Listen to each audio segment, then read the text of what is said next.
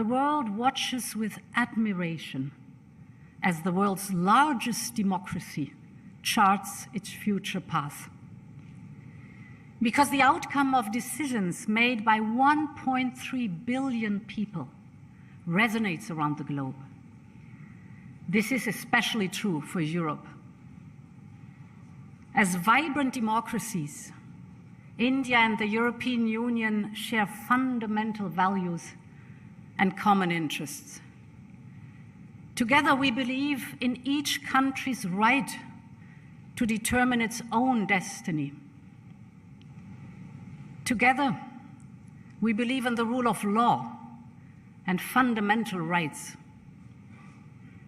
And together, we believe that it is democracy that best delivers for citizens. So, despite our geographic distance and despite the different languages we speak, when we look at each other, we do not meet as strangers, but as close friends.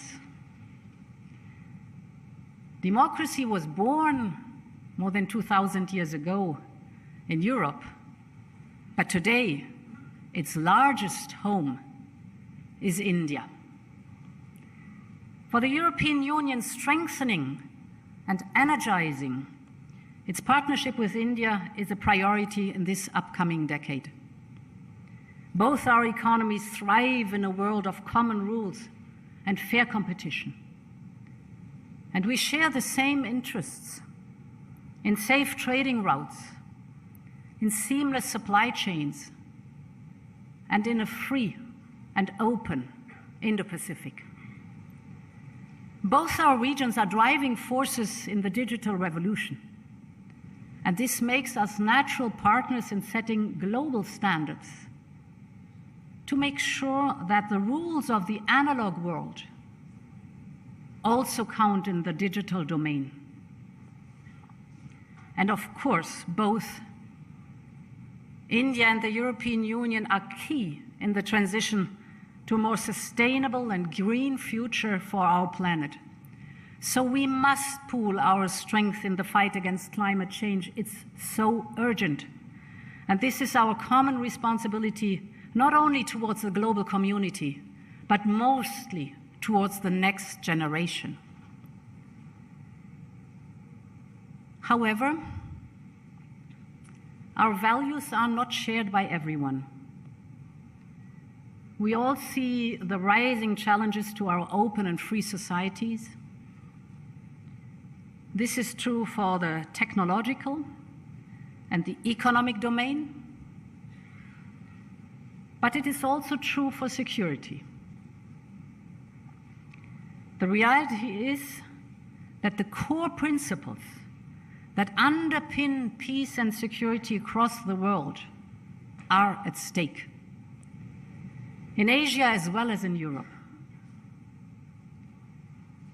The images coming from Russia's attack on Ukraine have shocked and are shocking the whole world. 2 weeks ago, I visited Bucha, the suburb of Kyiv, which was devastated by Russian troops as they withdrew from the north of Ukraine.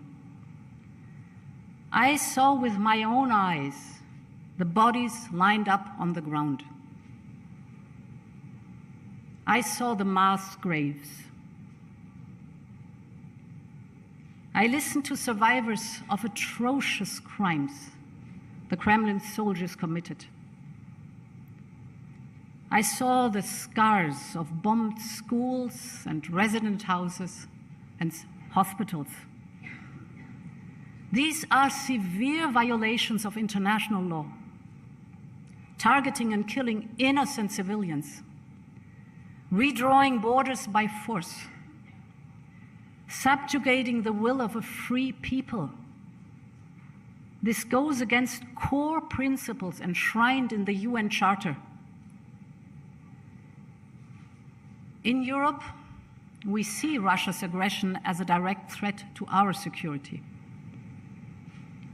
We will make sure that the unprovoked and unjustified aggression against Ukraine will be a strategic failure. This is why we're doing all we can to help Ukraine fight for its freedom. This is why we immediately imposed massive, sharp, and effective sanctions. Sanctions are never a standalone solution. They are embedded in a broader strategy that has diplomatic and security elements.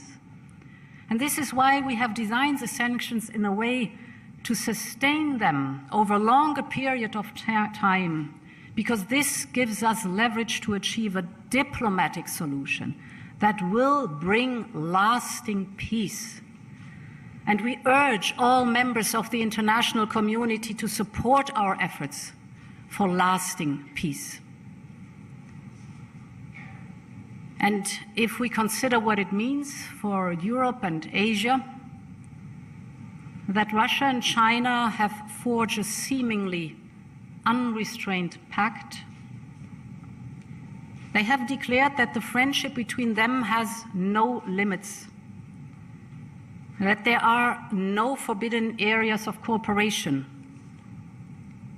This was in February this year. And then the invasion of Ukraine followed. What can we expect from the new international relations that both have called for? Ladies and gentlemen, this is a defining moment. Our decisions in these days will shape decades to come. Our response to Russia's aggression today will decide the future of both the international system and the global economy. Will heinous devastation win, or humanity prevail? Will the right of might dominate, or the rule of law?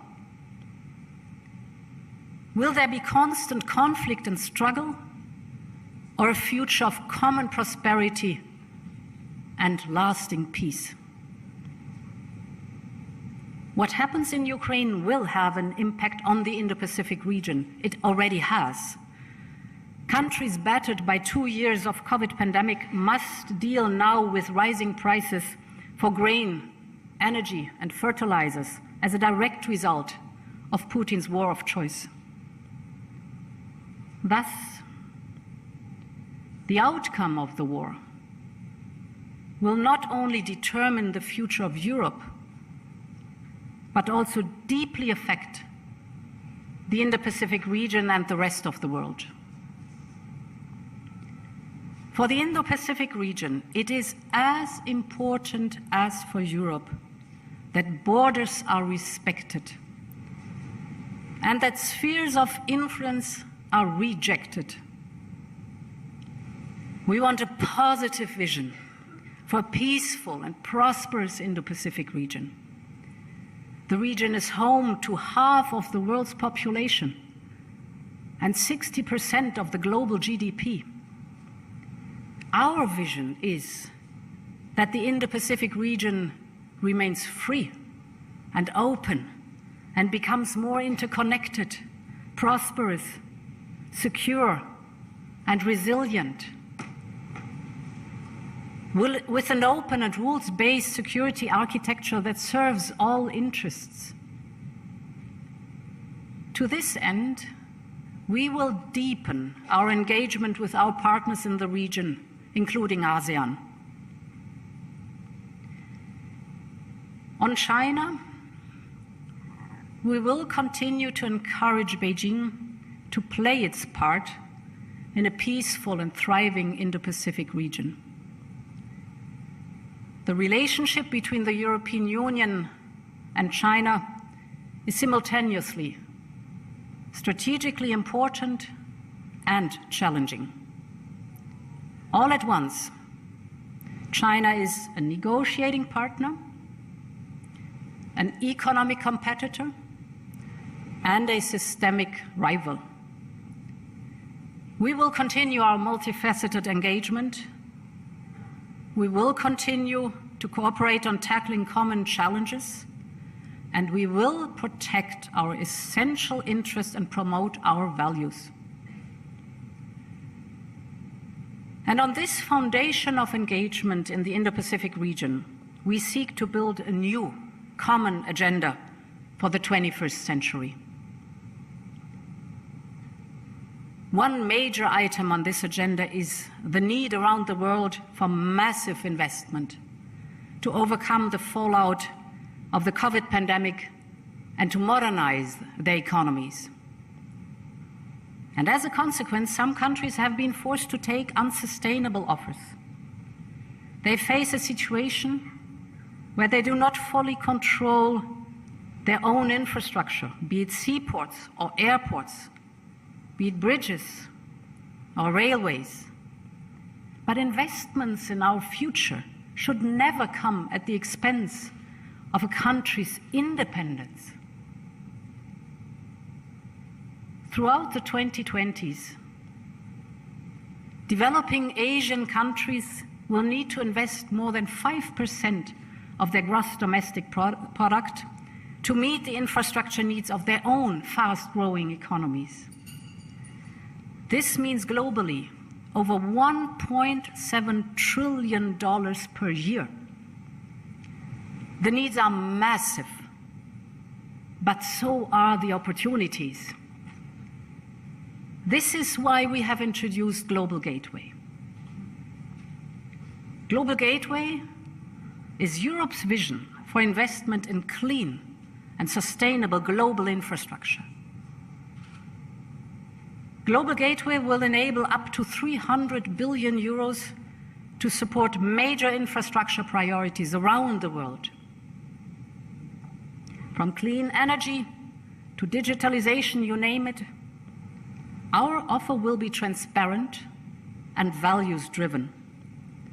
With Europe, what you see is what you get. And let me focus on specifically 2 points. First, on climate action. And here, let me take energy. Energy demand, for example, in India, has doubled since 2000. And this is good news, because it means better living conditions for millions of people.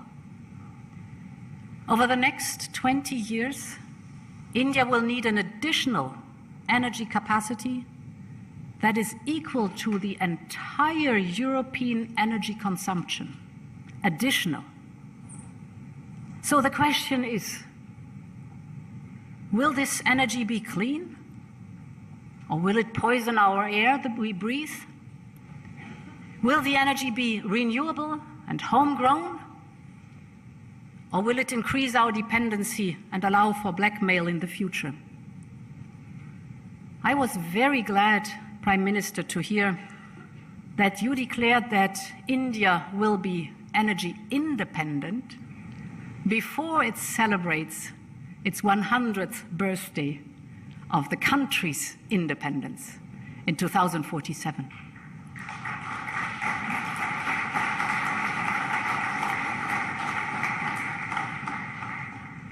So the choices made today are crucial, not just for this great nation, but for the whole world. Global Gateway could bring, for example, to India and Bangladesh more hydropower produced in Nepal and Bhutan. It could build clean hydrogen infrastructure to power up your heavy industries. Just yesterday, I visited the headquarters of the International Solar Alliance. This is a great partnership launched by Prime Minister Modi and now bringing together 86 countries. So it's innovation at the service of people, because the International Service Alliance will benefit most the least developed countries and the small island developing states. And given the geopolitical and climate challenges we face, the business case today for solar is stronger than ever. So we should massively scale it up also through Global Gateway for the benefit of our common prosperity and the planet we all share. We also can help the climate when saving energy. I know this sounds obvious, but in a country the size of India, the sum of many small individual decisions can have a tremendous overall impact in the end. Just think of this example. As prices drop dramatically, in recent years, millions of Indians switched from using traditional old light bulbs to modern LED lighting technology. This resulted in annual energy savings of 30 terawatt hours. This is roughly enough to power 28 million average Indian households for a year, just by saving, or for the whole of Denmark, just through saving energy. So there's really big time potential in energy efficiency and energy savings. We also need to strengthen our cooperation in the digital field. This is my second point. Because cutting-edge technology is at the heart of our future cooperation. And Asia is a powerhouse when it comes to new technologies, from artificial intelligence to quantum computing. Our cooperation is about more than investment and infrastructure. It is about talent and technology based on fundamental values, on standards, for example. Today, India and the European Union both recognize that we are better off when we develop global standards for new technologies such as 5G, instead of seeking separate national solutions. And we share many of the same values when it comes to the digital world. We share the idea that privacy should be guaranteed online as well as offline, and that technology should enhance individual freedom, not the state's ability to control us. Think about data protection. European companies outsource many of their IT processes to Indian companies. Europe generates almost 1/3 of the revenues for the Indian business process outsourcing sector. And with equivalent rules, we could unlock even greater data flows between our regions with immense benefits for the companies in our respective regions. As I said earlier, for the European Union, the partnership with this region is one of our most important relationships for the coming decade, and strengthening this partnership is a priority for the European Union. Our strategic cooperation should take place at the nexus of trade, trusted technology, and security, notably in respect of challenges posed by rival governance models. And therefore, I am very pleased that today Prime Minister Modi and I have agreed to establish an EU-India Trade and Technology Council to tackle key trade, economic, and technological challenges. And as like-minded partners, the European Union and India will be working on several tracks.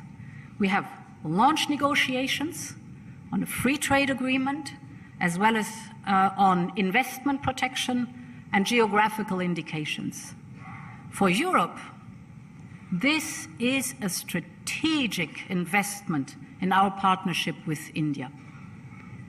The European Union is India's third most important trade partner, but we can do so much more.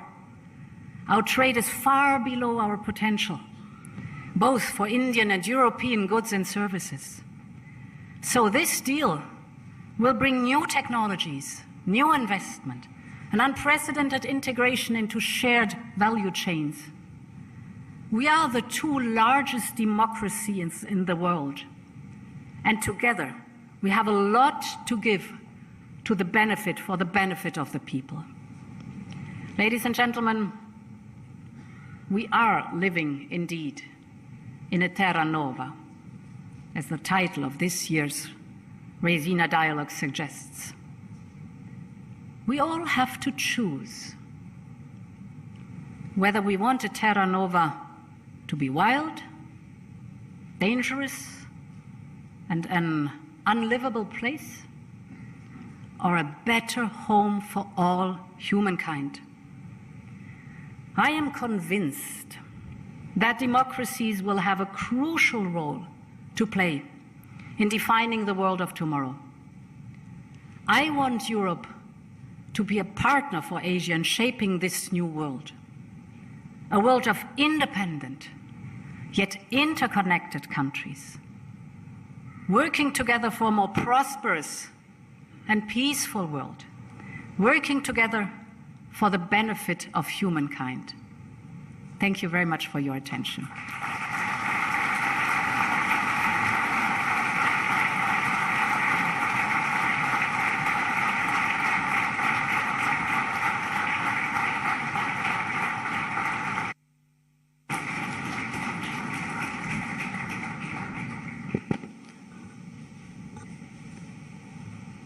May I now request the Honorable External Affairs Minister of India, Dr. S. Jaishankar, to propose a vote of thanks.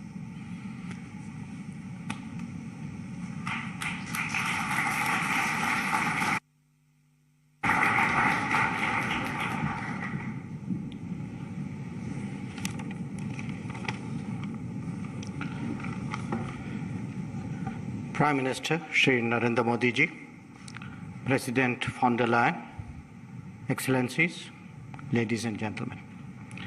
It's a great pleasure to propose the vote of thanks at the inaugural of the 6th Raisina Dialogue. In 2015, Prime Minister, you gave us the task of creating a Make in India, Make for the World platform to debate contemporary issues. This reflected both your confidence in shaping the global agenda, as well as in the strength of our summoning powers. It would express both the rebalancing and the multipolarity that characterizes our times. This dialogue has been the most successful of our many responses to your call. 7 years later, we have today in our midst 1,200 participants drawn from 99 nations, ready to hear 100 panels and conversations. And I can say this with all humility, that the Raisina dialogue is among the best in its class. Among the geographies that have partnered this endeavor as it developed, Europe has clearly stood out. It is therefore only fitting that the keynote address today should be delivered by President von der Leyen of the European Commission. She and Prime Minister Modi were the co-chairs of the 27+1 EU summit at Porto in May 2021 that has set new directions for our partnership. Her personal leadership was largely responsible for the impetus given to the initiatives designed to take our ties to the next level. These include an FTA, an investment agreement, and a geographical indications agreement. Earlier today, we announced the launching of the Trade and Technology Council as well. This coordination mechanism will facilitate our working together on expanded trade, on trusted technologies, and on security. The European Union has already articulated an Indo-Pacific and a connectivity strategy, respectively, that contributes to our convergence. Our climate action, digital, and other conversations are getting increasingly serious. And as we have heard, the EU is approaching global challenges with a much sharper strategic awareness. Indeed, these are the subjects of discussions at this very dialogue. Let me therefore conclude by thanking President von der Leyen for her very thoughtful address that has set the tone for our deliberations. Our collective appreciation, naturally, to Prime Minister Modi, who remains the inspiration for this dialogue. I recognize the commitment of the organizers, Observer Research Foundation, whose painstaking preparations are so visible, and I'm sure that you all equally applaud. And not least, I thank all participants and those who have joined us virtually for being part of this exciting journey. Thank you very much.